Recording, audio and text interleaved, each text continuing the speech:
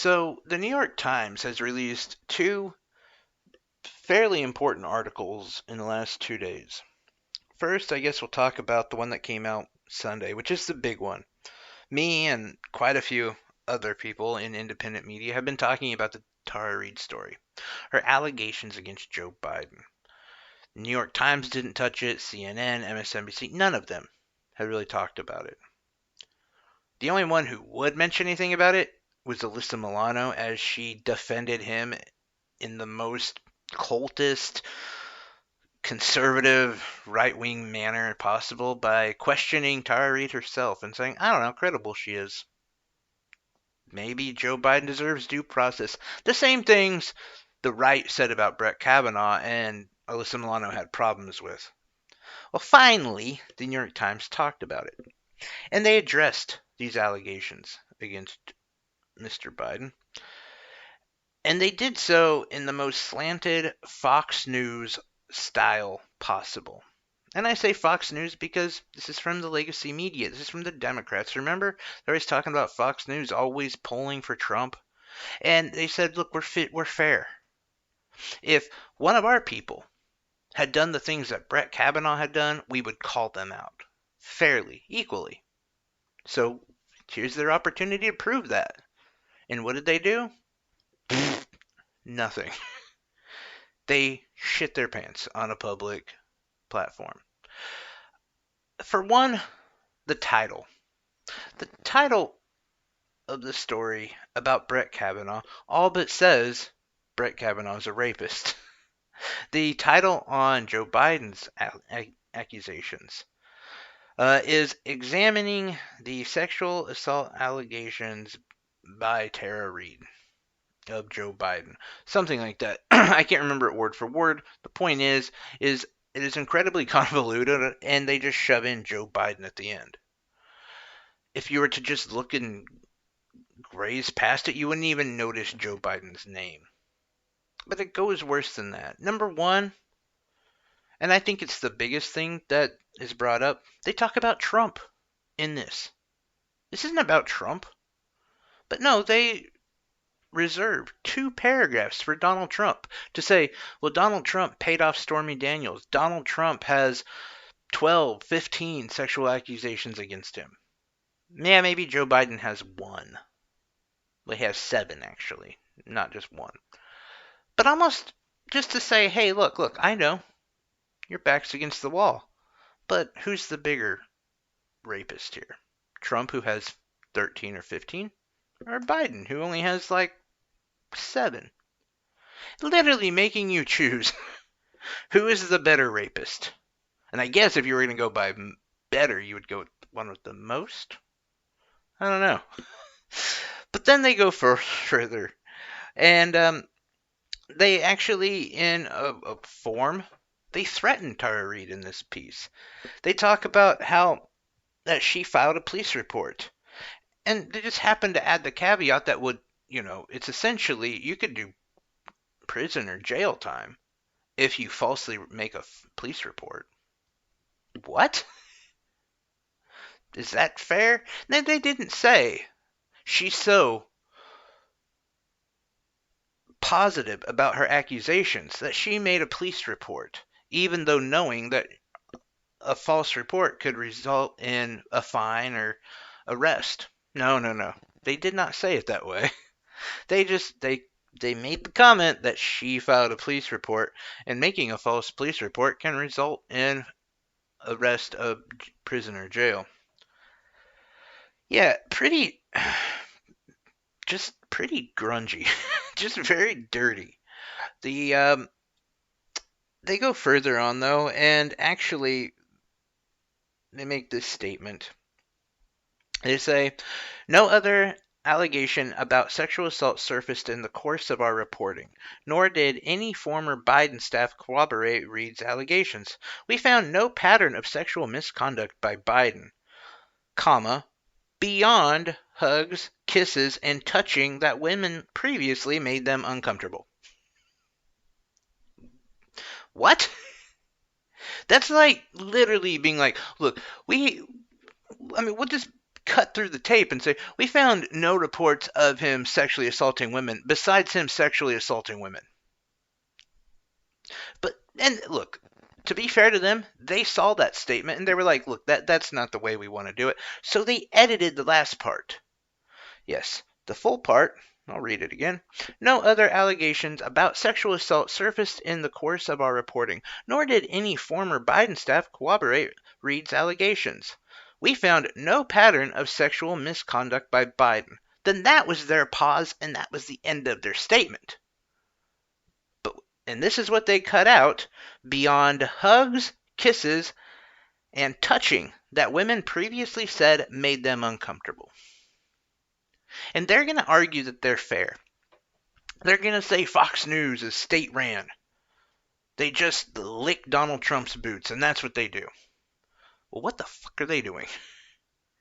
They up and out sold out Me Too, Time's Up, Believe Women, just sold it all out. For who? For Joe Biden. And I'm going to get into why that's a bigger problem than what that is, which it's hard to imagine it being a bigger problem than that. I'm not saying that conservatives or liberals are better with women. It's not fair to make that statement. But there's a cultural belief that the left is more fair to women. Okay?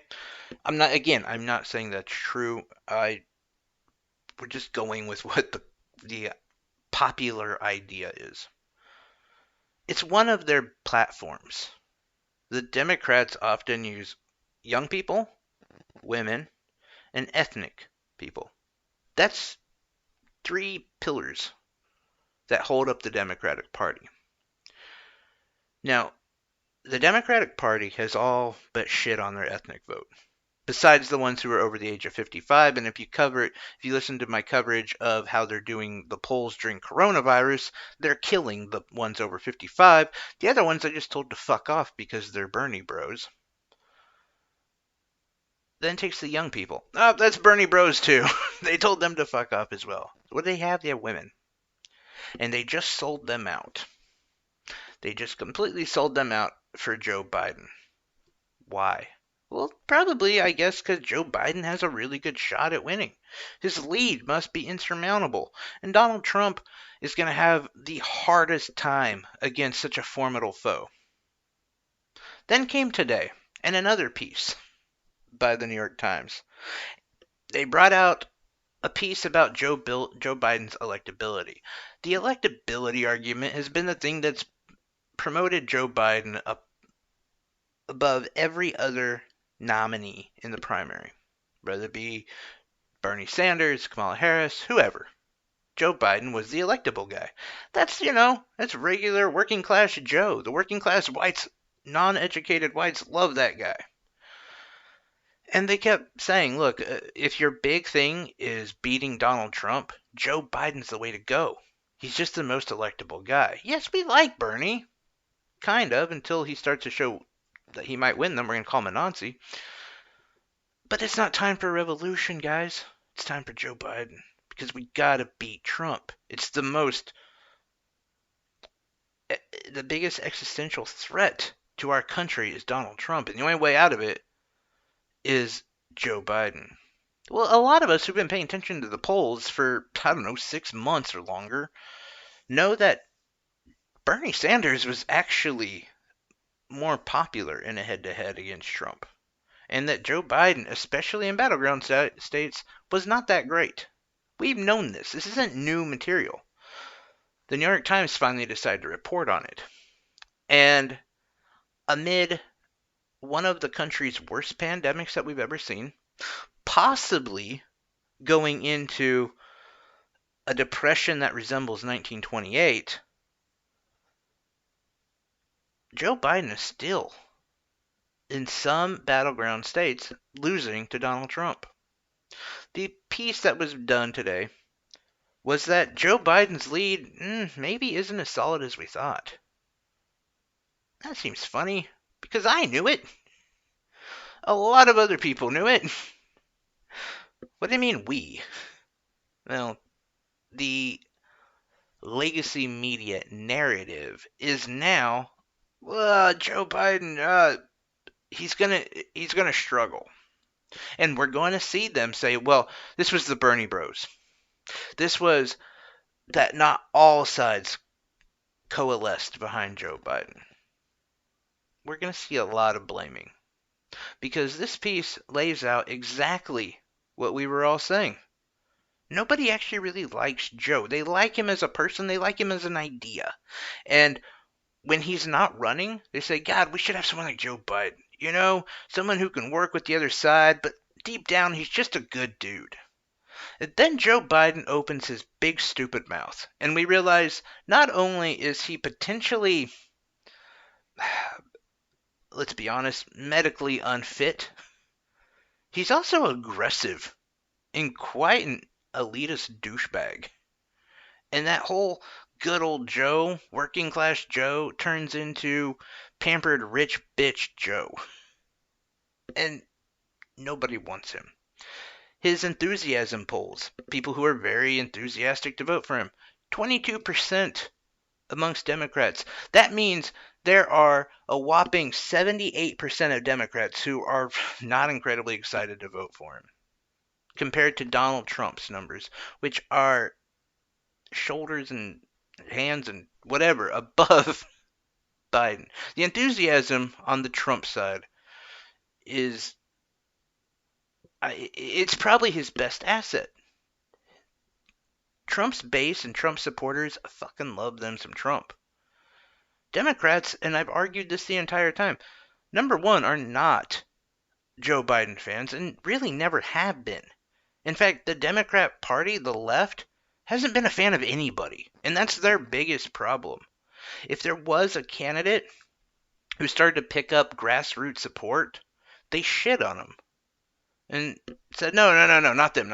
Andrew Yang and the Yang Gang was a movement that we've never seen. It was really, really interesting. And if legacy media had taken longer than 10 minutes to say, yeah, they're okay, but they're outliers, and actually examined who they were, they would have found out that was the heart of America right there. The Yang Gang was really, really interesting. And not to be outdone was the Bernie Bros, quote unquote, / Bernie babes. The Bernie supporters, the progressive left. Very, very interesting as well. You had people who were used to be on the right, people who were on the right populist, people who were centrist right, centrist left, people who basically didn't have any sort of political identity aside from the fact that they wanted the government to start doing shit for them instead of for the major corporations and the 1%. Time to make government work for me. They didn't care. No. Let's get behind Amy Klobuchar. Oh, Klobuchar's not doing well? Buttigieg. Let's go Buttigieg. And then they rally the troops back and forth. And they look like a bunch of Keystone cops trying to chase a bear. Well, let's go over here. Nope, over here. And they just kind of bumblefuck their way onto Joe Biden. And then they expect this to be the moment. Oh, well, everyone's going to raise up. But no one's excited because no one gave a shit about Joe Biden. They lied to us about his electability. They lied to us about the fact that he has some real bad skeletons in his past that need to be examined. And furthermore, they did all of this and covered it up until this week. And you know why? Because last week, Bernie Sanders dropped out. Every other off-ramp we had is gone now. We are on the path straight to Joe-Hio. There's no other options. And you would think, by the way, if legacy media and mainstream media is as left as they say they are, wouldn't they want the left to actually win? It makes no sense, honestly. Like, I know what you're thinking. Like, well, maybe they think that they can just change the narrative so much that he'll win? It doesn't make sense. They knew the polls going into this. They knew about Tara Reade. They knew they couldn't keep it hidden. Not in today's age. Are they really on the left? Because don't you think they would say, hey, there's an iceberg right in front of us. There's an off-ramp called Bernie Sanders. Fuck it, let's not say a thing and head straight into the iceberg. Don't tell the people they can get off on that off ramp. I don't know. Look, I'm not trying to be conspiratory or anything like that, but it just seems really interesting. It's almost like they want to push against Donald Trump and say, he's vile and horrible and we hate him. But they want him to win so they still get their tax breaks. And so the elites are still in charge. I don't know. Almost like the biggest threat to either the Democrats or the Republicans is a populist, a man of the people. It's like they don't want somebody who represents actual Americans. I mean, surely that's not true, right? I mean, we all go by our party, correct? I mean, there's no consolidated power at the top who says fuck you to the average American in exchange for power and tax cuts, right? I mean, look, we're supposed to be woke. We're worried about women and racism and whatever else you got. Throw it on there and we'll complain about it. Until it comes time to vote, then we're always going to vote for the guy who's going to go along with the 1% and the elitists. Anyway, guys, I appreciate you. You have a great evening.